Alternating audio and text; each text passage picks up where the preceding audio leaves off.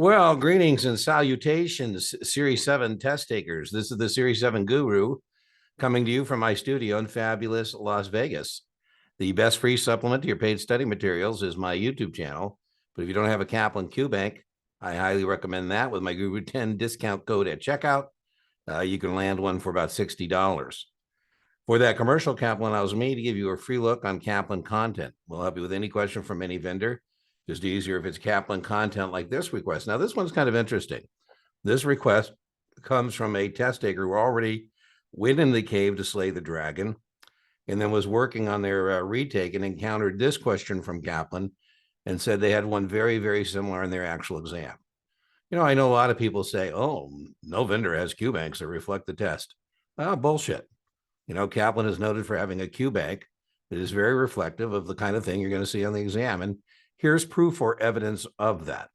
All right, so let's help this test taker out. So the next time he sees this on the next draw of exam, now remember, every draw of the exam is different, but I like when I get the first question, I know the right answer to.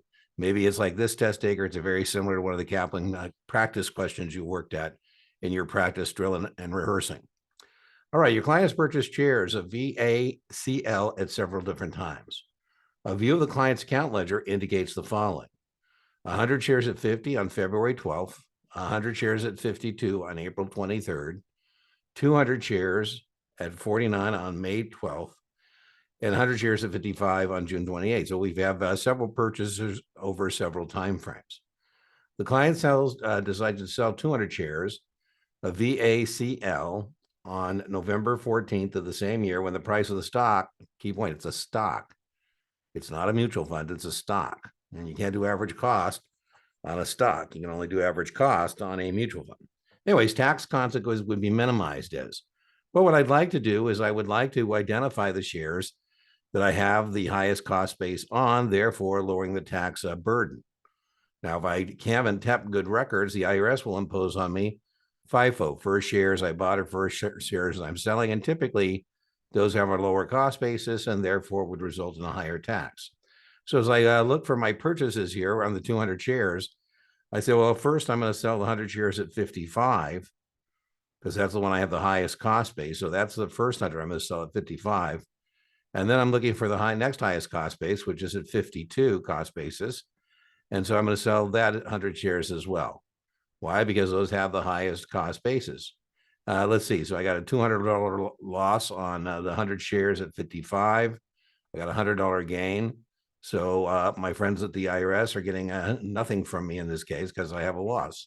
So the point on the exam is that share identification is what the investor would like to do, identify those shares with the highest cost basis.